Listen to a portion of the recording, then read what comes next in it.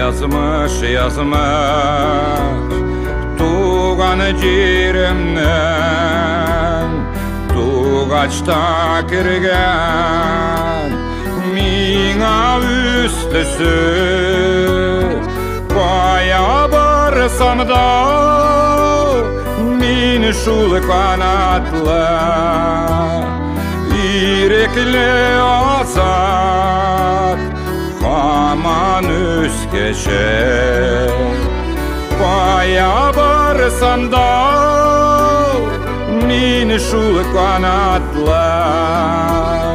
İrekli azat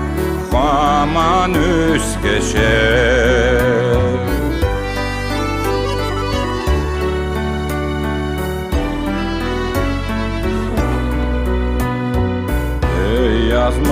yazmış dilemim başka bir ceyne min öceyimden ayırma mine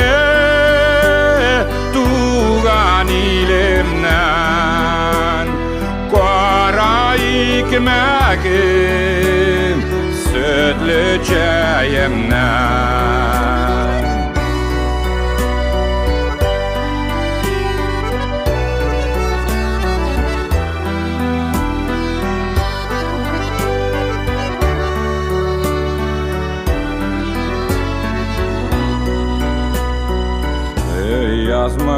yazmış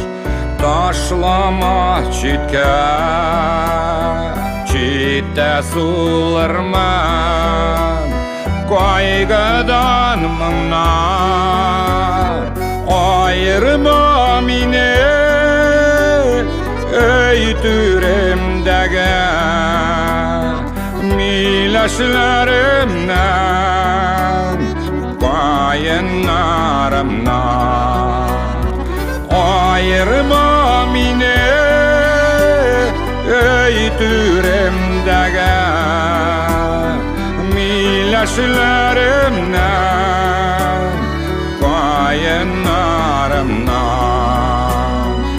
mileşlerimden koyunlarımdan